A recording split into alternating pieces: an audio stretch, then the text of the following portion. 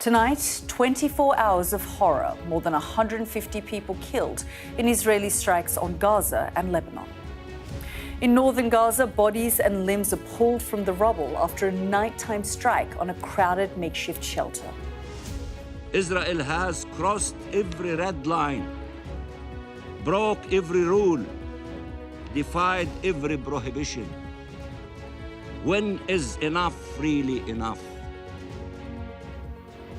A plea delivered today at the United Nations Security Council as Israel steps up its attacks and bans one of Gaza's main aid agencies. So, is Israel acting with impunity? I'll ask the head of the United Nations Peacekeeping Force what more his army and world leaders can do.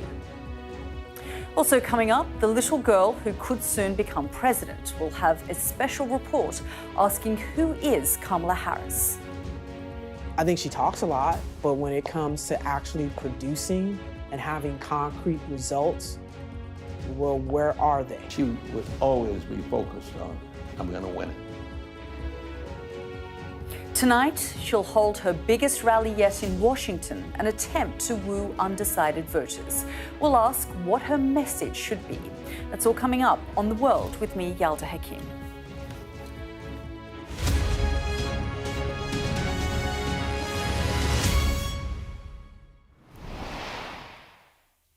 Good evening. I want to begin the programme this evening in the Middle East after a deadly 24 hours. Israel says it's going after Hamas and Hezbollah militants, accusing them of hiding among the civilian population.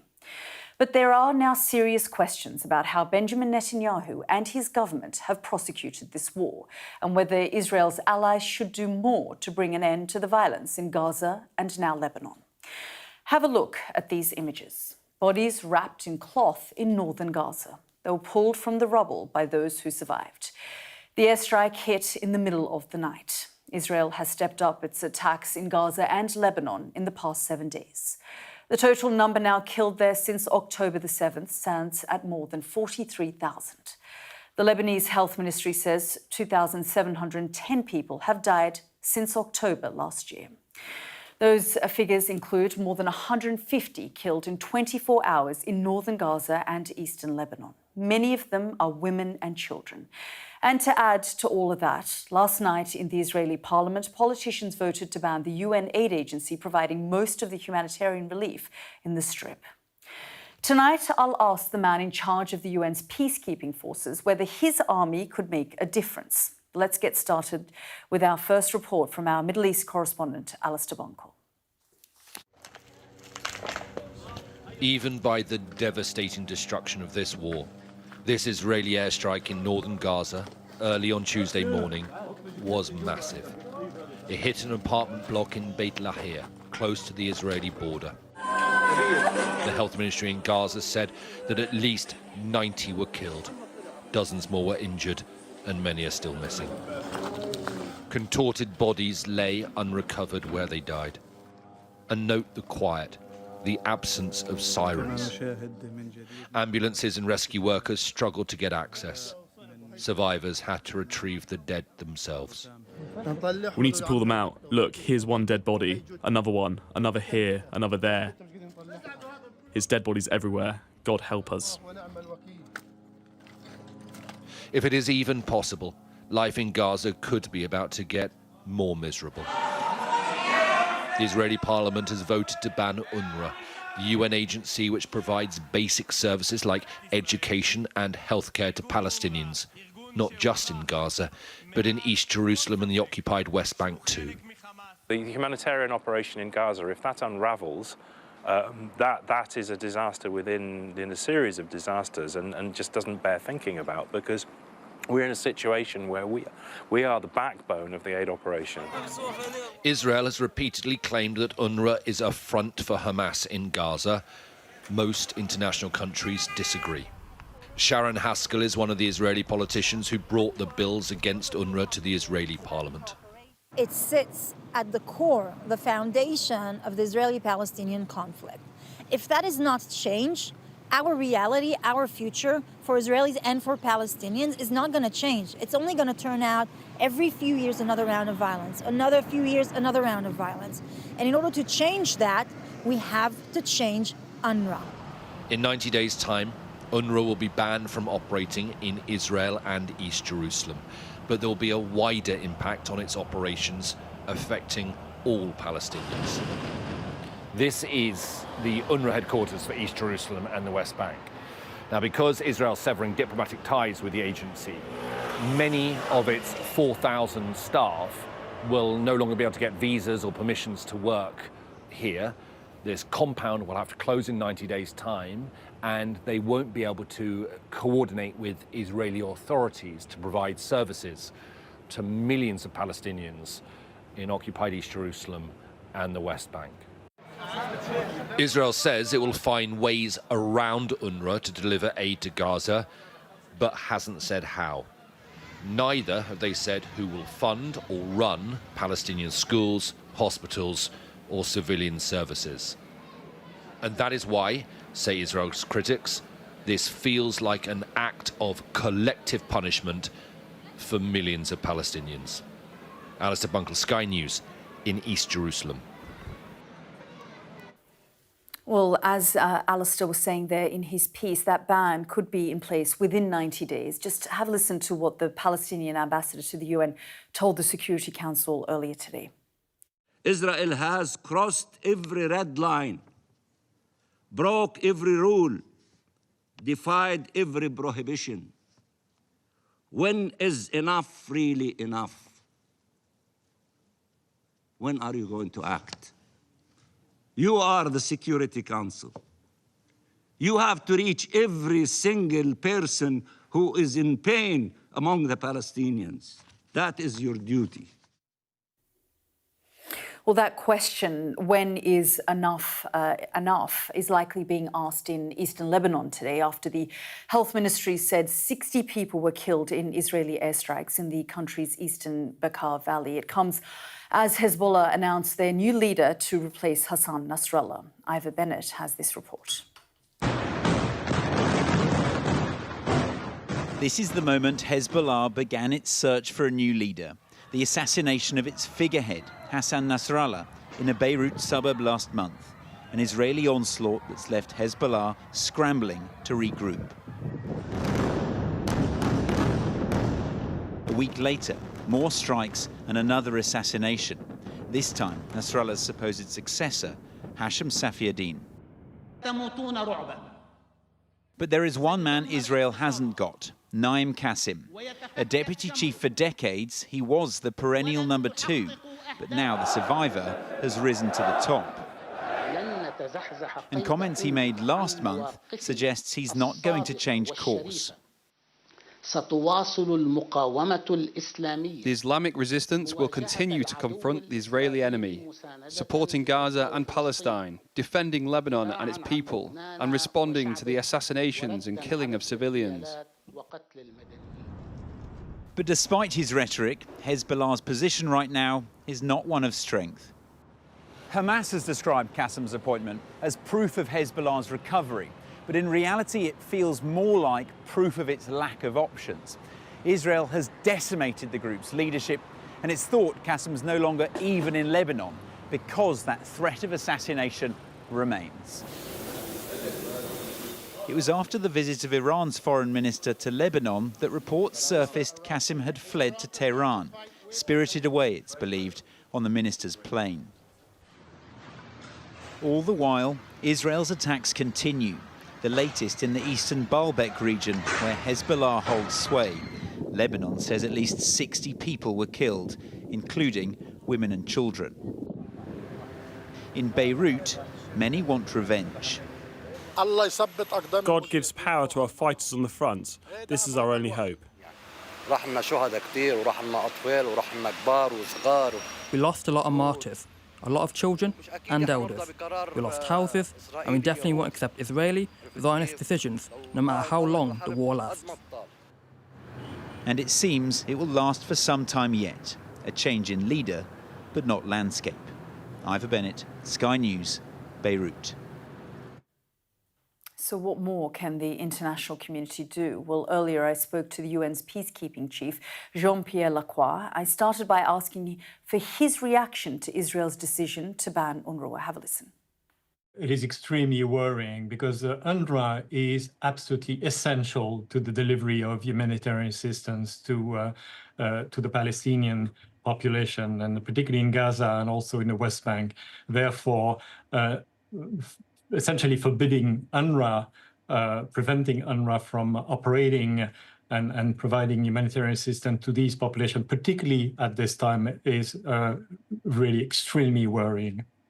I mean, where does this leave things? Because, of course, there have been concerns about the level of aid reaching especially northern Gaza. I mean, when you look at the graphs and the stats, which I have had, and I've, these are stats that have come from Israel themselves, you can see that aid into northern Gaza in particular has completely fallen off the cliff in October. And now this. That's right. I mean, even before that bill was adopted by the Israeli parliament, there were a number of expressions of very, very serious concern, especially by our colleagues from the humanitarian agency, really pointing to the very, I would say, disastrous situation in which the population in Gaza finds itself, particularly in northern Gaza. So where does this leave things now? Is the UN going to try and negotiate something with Israel, work with the international community to try and, put pressure on Israel to reverse this? I mean, where does this leave the Palestinian people? Well, you would have seen a statement by our UN Secretary General, Antonio Guterres, and he indicated that he would come to the UN General Assembly to put the matter in front of that body, the supreme body of the United Nations. Do you think it's going to have an impact? Because throughout the course of the last year, we've seen statements of concern from the United States, from the UN, from European countries. It doesn't seem to make a difference on the ground. Well, obviously, we will see how that will proceed, but I believe that there has been, up to now, a very strong, very united expression of very serious concern about the plight of the population in Gaza. And of course, more recently, a serious concern expressed by so many member states regarding the prospect of that bill. And now it is with us, it has been adopted by Knesset. Obviously, there has to be a continuous advocacy, continuous pressure to make sure that this bill would not be operationalized, and that essentially, I mean, more humanitarian assistance, much more humanitarian assistance will be provided to the population in Gaza. And obviously, given the devastation in Gaza, we often hear stories about looting and lawlessness. How much of a concern is this just going forward, trying to manage the situation in Gaza with calls and concerns around famine, for example, and as you say, humanitarian aid not reaching the most desperate and needy? Well, I mean, inevitably, if you have a population which is in such a state of despair, with no prospect whatsoever, which is submitted to the shortages of all kinds. I mean, the lack of everything, and plus constant pressure to move from one place to the other in Gaza, then inevitably you end up with having this phenomenon of looting and violence. And of course, that further exacerbates the plight of the population. And that makes also the work of the humanitarian operators even more difficult. And just to that point around lawlessness, there are discussions and calls for perhaps the UN putting a police force in Gaza. Just your response to that. Is that something that could happen in the near future, if that is something that member states call on? Well, I believe that is still hypothetical, but obviously, and the operator, the actors on the ground would have to somehow be in agreement with the deployment of any third party, and particularly a uniformed force. I believe that if you're talking about a UN force, a UN uniform component, then it would have to be authorized by the UN Security Council as well. But having said this, the role of the UN is to support and promote all efforts aimed at helping the population, and obviously also aimed at promoting a cessation of hostility and the resumption of negotiation. I mean, is that something that the UN forces are capable of doing? Because, of course, we can see what's going on as well in Lebanon, for example, with the peacekeeping forces. You've been quite vocal about the situation there and what the peacekeeping forces have confronted. Yes, we've been quite vocal, and we will continue to be, because all attacks against UN peacekeepers are unacceptable. All the parties have an obligation, and it's an international obligation, to protect the safety and the security of the peacekeepers. And those peacekeepers have been mandated by the UN Security Council. They're there to support efforts towards a political solution, help the parties achieve that. And obviously, right now, in Lebanon, we are in a context of fightings, but it is critically important for the peacekeepers to remain, so that whatever they can do today, and they do a lot, particularly in terms of supporting those civilians who remain in the area, those activities can continue, but also because once, hopefully very soon, there is a cessation of hostilities and a return to the negotiating table, then UNIFIL has to be there, because it's there to help the parties implement a political solution. But do you believe that they are being targeted deliberately? I think that in some instances, we've seen a clear indication of deliberate attacks. But I wouldn't say that all attacks or all incidents have been deliberate. In a number of cases, we still have to investigate. And there was a recent incident today on a building of our transport section at UNIFIL HQ in Lacroix. A rocket fell on the roof. There were 3 Austrian peacekeepers injured, and thankfully not serious injuries. We will investigate that case, and UNIFIL is currently investigating other cases. Now, whether all these incidents are deliberate, then I wouldn't say that. As I say, I mean, in some of the cases, we don't have firm elements that would absolutely point to deliberate attacks. In some other cases, yes, we do have those elements. I mean, recently, like a little less than a week ago, there was an observation post of UNIFIL, which was destroyed by a bulldozer from the IDF, and we have a video. I mean, that was obviously a deliberate attack. We have, of course, protested this to the Israeli authorities, and we have reminded the Israeli authorities that, they have an obligation to protect the safety and the security of our peacekeepers. That's Jean-Pierre Lacroix speaking to me a little earlier. We'll stay with us on the world after the break. The countdown has begun. Those were the words of Israel's defense minister, who insists the new leader of Hezbollah's time at the top will be temporary. We'll cross live to Beirut.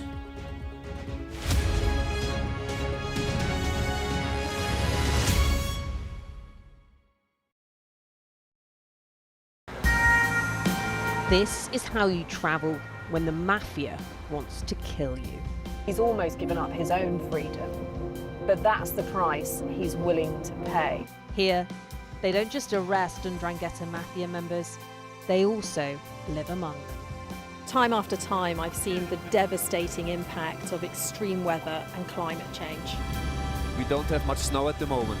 They've had a warm spring and exceptionally hot summer, and that means they're expecting to lose more than 3 times the amount of ice than they usually do. Flames are still forcing people from their homes and leaving many questioning their futures. Here was my life. We have nothing. I can't say anything, it's so sad. This disaster is testing the resolve of everyone on this island. The only way out now is by boat. Everything you see is devastated, and the misery being felt by people living here is repeated in towns and villages across Central Europe. Sky News, get the full story first. Turkey is burying its dead. The loss is profound. Whole families died in this collapse. Generations wiped out. The violence has penetrated the heart of the city rather than being contained to the estates around the edge, and that speaks to the level of anger being felt here. In Sweden, police have seized a lethal stash. This is just a small sample of the deadly arsenal taken off the streets. This is an example of an advert, really. Anyone of any age could say, I'll do that for £1 million, and then have to go and shoot someone. Yes. I'm Siobhan Robbins, Sky's Europe correspondent based here in Berlin.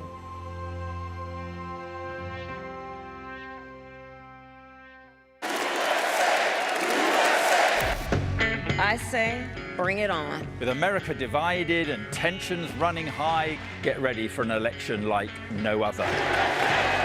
Join our teams as we follow the campaign trail as America decides. We will win, win, win.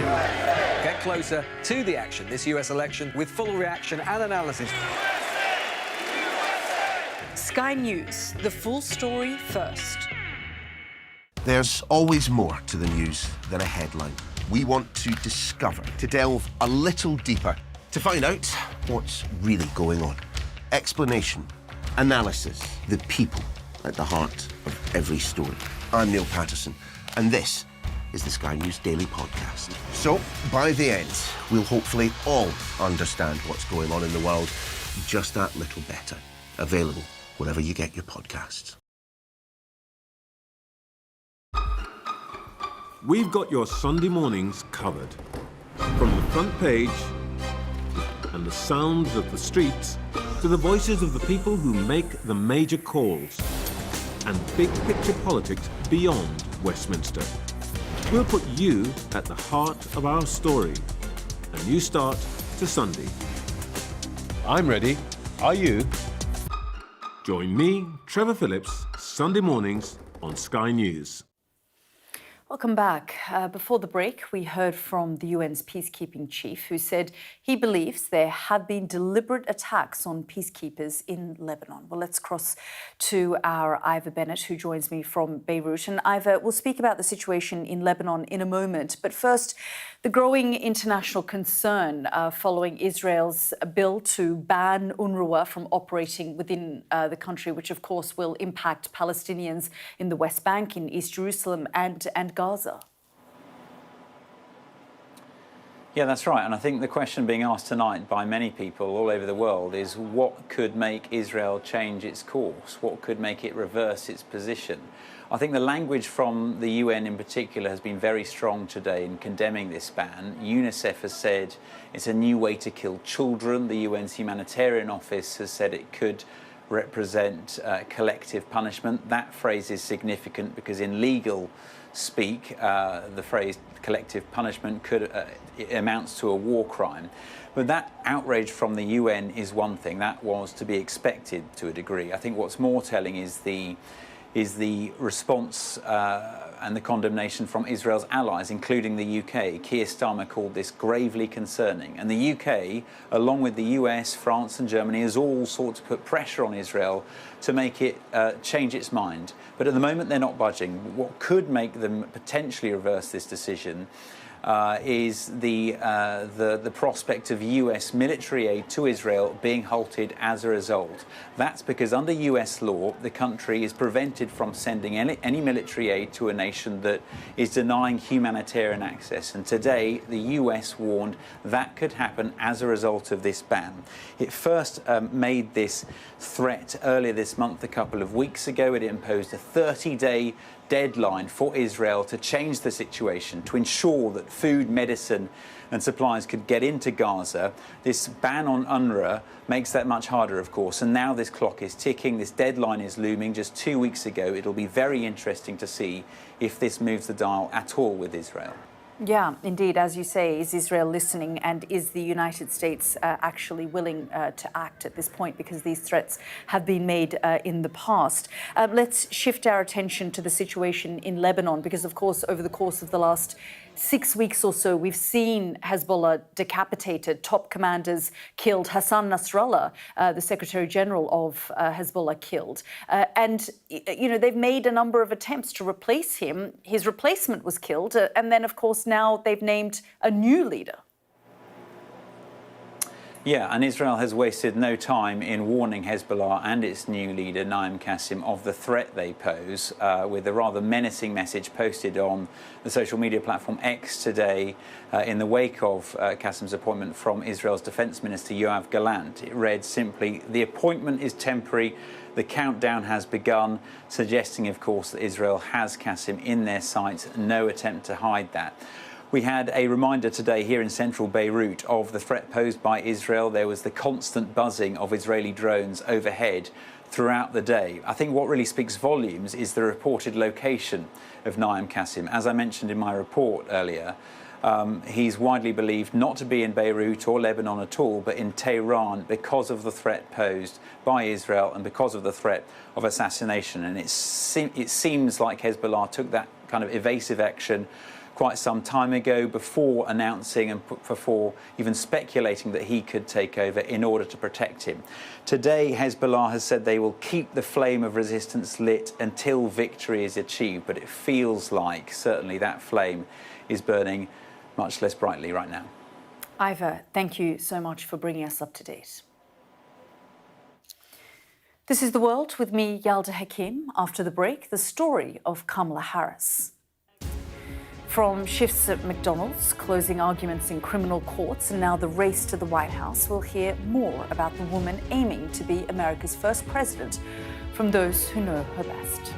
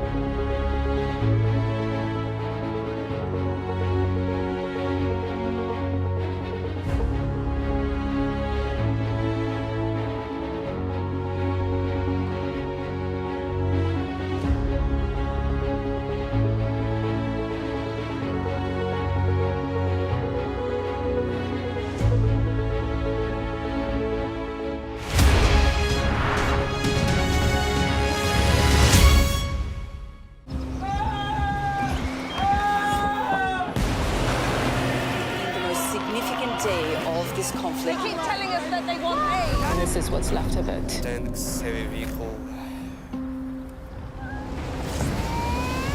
Why only in America? People want their country to work. Just want a job in a normal life. Why are these homes empty? I want you to be honest with people. That has happened within minutes. Sky News, the full story first. Free wherever you get your news. Welcome back to the programme. There are less than 7 days now until America votes, and 100 days since Joe Biden confirmed he wasn't seeking re-election. That surprise announcement kicked off a sprint for the new Kamala Harris team to convince America she's ready for the Oval Office. Martha Kellner has been looking at the life and career of the woman who could become the first female president of the United States. Let's get out there. Let's fight for it. Let's get out there. Let's vote for it. And together, let us write the next great chapter in the most extraordinary story ever told.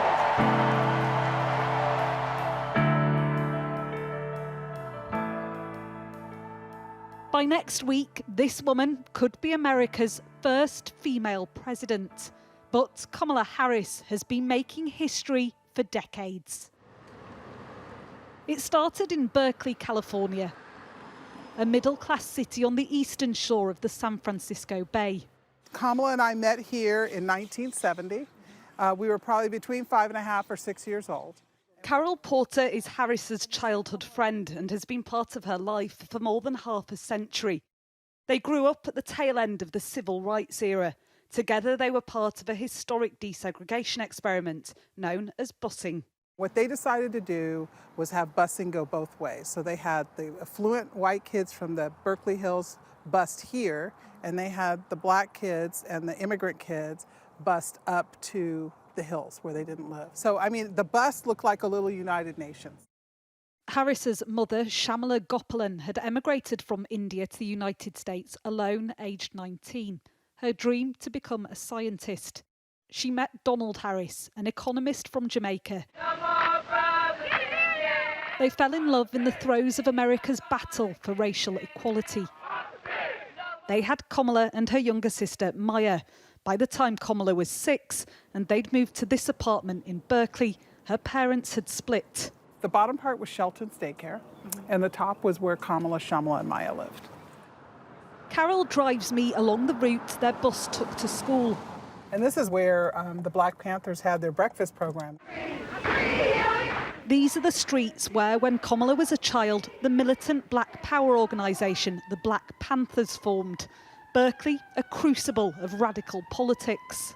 It was not unusual to see a tank driving up or down the street, that was breaking up, a rally or a protest. Do you think that had a big impact in who she is and how she leads? It definitely has an influence. I mean, her being outspoken and being unafraid to make good trouble. The Harris campaign has highlighted her middle-class upbringing here. Her opponents saying they're exaggerating the facts. Did she work at McDonald's? Because there's this narrative at the moment from the other side that she's not middle class, that there's been inventions in her background. No, we both grew up in that neighborhood that we just left, which was middle class to lower income neighborhood. We all worked at McDonald's. Kamala worked at McDonald's, I worked at McDonald's. I don't know if you can notice a little bit different neighborhood that we're in now. Yeah, this feels a lot more upmarket than where you grew up. It is. And we loved it here. We loved going to school here. And that's where all the buses would stop, right in front of this tree. At her primary school, Harris is remembered on a mural beside Serena Williams and Anne Frank. The whole thing, I think I'm holding in a lot. There's just so much that's happened, and when you think about it, it does. It does. It can be overwhelming. So, when you say you're holding it in, what do you mean? There's just so many emotions around everything that's gone on, and when Trump talked about her not being black. So for me, that's very personal. Someone who's working very closely on the Trump campaign said that if Kamala Harris gets into the White House, it will smell like curry. How does that make you feel? First of all, I love the smell of curry. I think it would be lovely for the White House to smell like curry. Why not, you know? And then the next night it smells like pot roast, and the next night it smells like enchiladas. On the other side of the Golden Gate Bridge is San Francisco, the city which shaped Harris's career. First as a prosecutor, then a politician. In downtown, Sam's Grill and Tavern is an institution.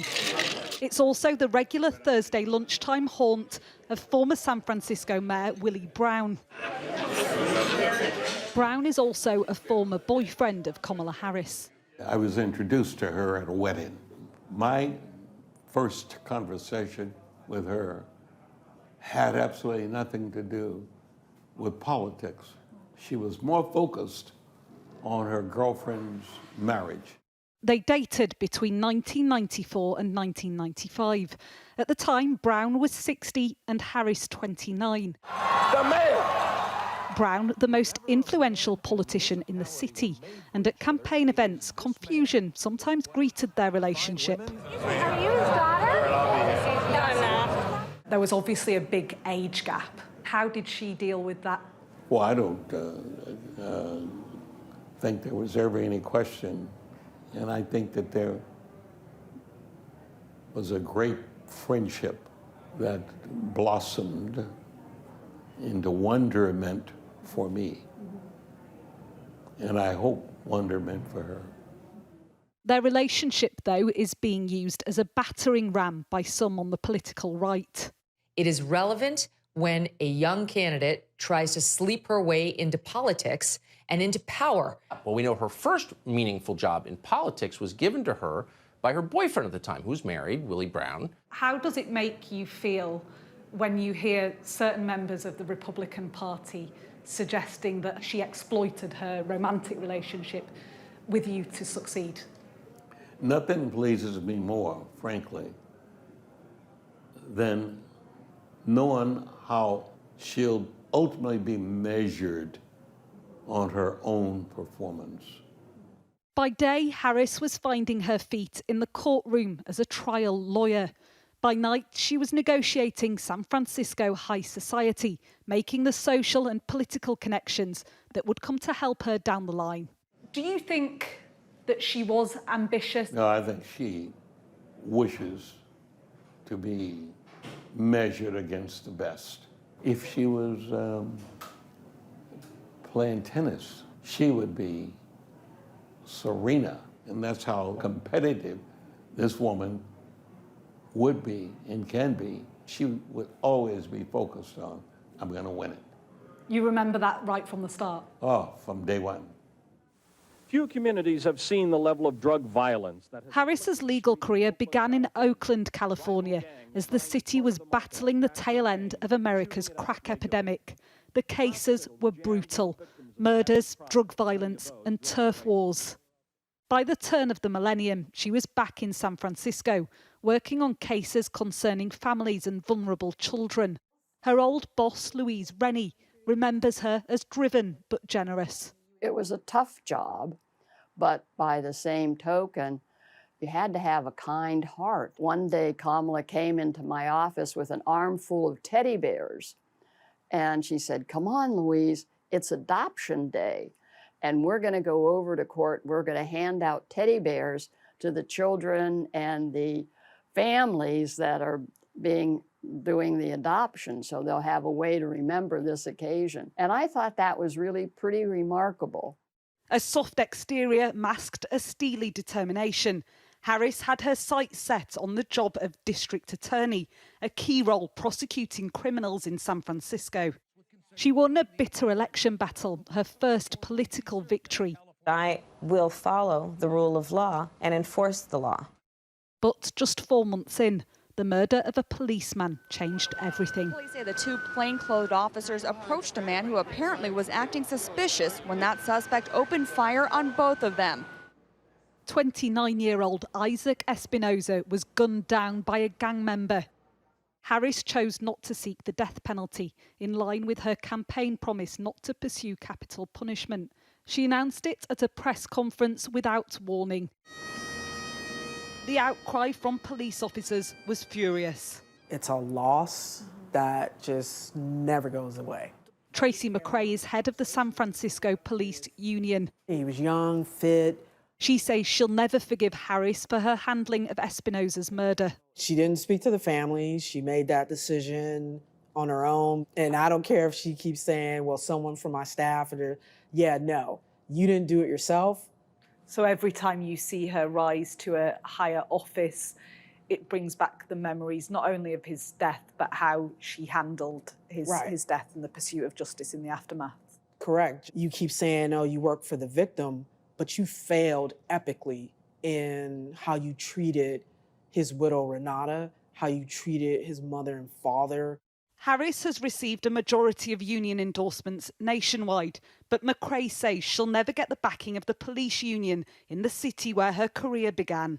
Having a female of color, right, rise up to this office, I mean, it's a great thing. But if you can't deliver at home, you're not going to deliver on the world stage. We don't need more hot air, emptiness, talking.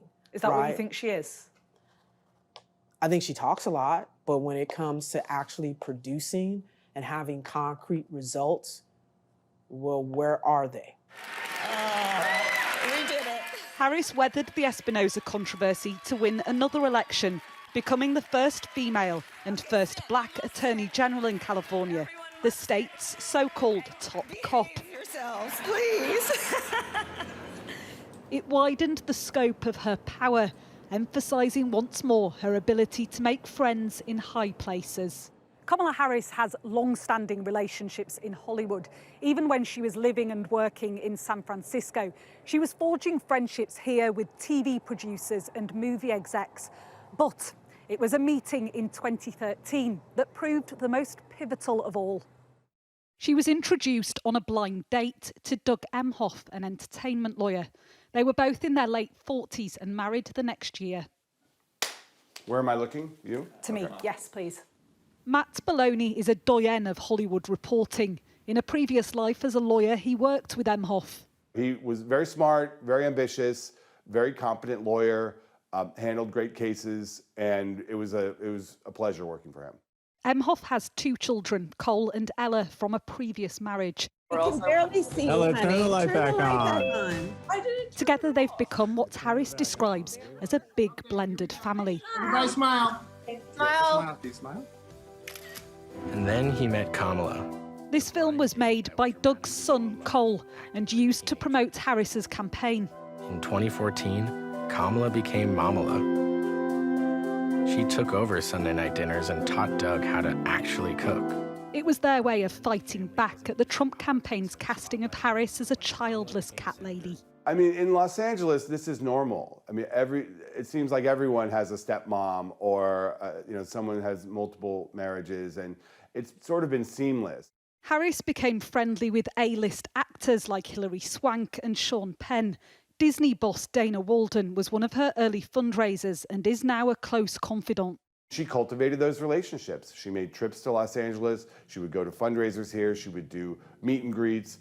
And she really established herself as somebody that the progressive wing of the Democratic Party could get behind. That Hollywood support propelled Harris's move to the East Coast, where bigger battles awaited. It was 2016, and a new, unexpected force in politics was in town. My little godson's tears tonight because we might have elected Donald Trump. This is some On what was otherwise a disastrous election night for the Democrats, Kamala Harris won a seat in the Senate. I believe this is that moment in time for our country. Catapulting her to national prominence in Washington, D.C. Brett Kavanaugh. Mr. Chairman. To serve as Associate Justice. Mr. Chairman, I'd like to be recognized for a question before we proceed. Her questioning of Trump appointees to the Supreme Court cuts through the chaos. They don't want to look up on Election Day. Simone Sanders is a TV host on political network MSNBC. She was once Kamala Harris's right-hand woman, her press secretary and top aide. What Vice President Harris, then Senator Harris, did very, very well, which I think was a function of her being an attorney for so long, is that she had very pointed questions, but her questions were so pointed that sometimes they would trip the interviewer up. Can you think of any laws that give government the power to make decisions about the male body? I'm happy to answer a more specific question. But Male versus female. Ambition growing, Harris threw her hat into the race for president in 2020. America, we are better than this. Accused, though, of being too progressive, her campaign faltered early. I have come to one of the hardest decisions of my life. And she pulled out before the first primary. My campaign for president simply does not have the financial resources to continue. A failure, then a political lifeline. Your next Vice President of the United States, Kamala Harris. Tell me what democracy looks like. This is what democracy looks like. With the backdrop of a raging pandemic and a racial reckoning across America, she was set to become yet another first. While I may be the first woman in this office, I will not be the last. President Biden and Vice President Harris, at the time, they were very, I think, responsive to the movement that had emerged. Many things, I think, converged on this moment in 2020 that brought Joe Biden and Kamala Harris that victory. It was a relationship forged in quarantine. Harris, desperate to impress, but unable to define herself. Often speaking in stock phrases. What could be unburdened by what had been? What can be unburdened by what has been? She was accused of flip-flopping on policy. Some said they simply didn't know what she stood for. A good vice president, one does not know what they do every day, right? It's not the job of the vice president to be out front making policy. And it has been 30 years in America since a sitting vice president has ran for president. The last time this happened was Al Gore. It's been a campaign like no other. Kamala Harris had just 100 days to tell America and the world who she is. And who is she really? Well, loyalty, meticulousness and competitiveness came up in many of my conversations. Her friends and family believe she can be a world leader. But has she convinced enough of this country? A question which will soon be answered. Martha Kellner, Sky News, Los Angeles. And we'll be speaking to Martha in the next few minutes. Now stay with us on The World coming up after the break. All eyes are on the polls. We'll take a look at which way voters are swinging with just 6 days to go until America decides.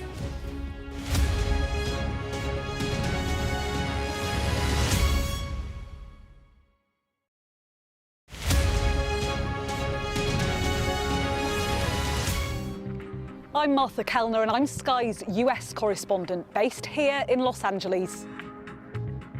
Sky News, the full story first. I'm Martin Brunt and I'm Sky's crime correspondent. I'm David Blevins and I'm Sky's senior Ireland correspondent. I've spent 30 years reporting the journey from conflict to peace. Free wherever you get your news. I'm Neville Lazarus and I'm Sky's reporter based in Delhi. Weeknights on Sky News. This is your chance. Tell people. Welcome to the Politics Hub. Our police force has apologised. If you want to find out about Grimsby, you come to the docks. I'm live in Jerusalem. Are you not concerned that that could lead to all-out war? Hello there, good evening. There are fears of an upsurge in violence. What's at stake here? You are watching the press preview, a first look at the front pages as they arrive. Our app gives you the very best of Sky News wherever you are. Breaking news, videos and analysis. Evidence of the crisis. Podcasts, watching us live. Live here from Washington. Wherever you get your podcast. All in one place. And all at just the touch of a screen. The Sky News app. Get the full story first.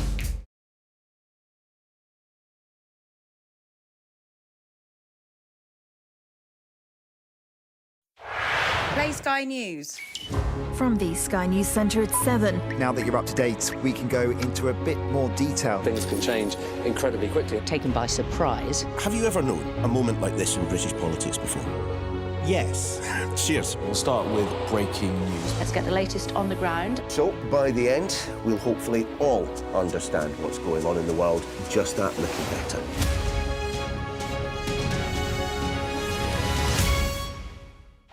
I'm Katie Spencer and I'm Sky News' arts and entertainment correspondent. As a team, we've interviewed some of the biggest stars in the world, the likes of Tom Cruise, Brad Pitt, Sir Elton John. We try to give you an honest sense of how these people really are.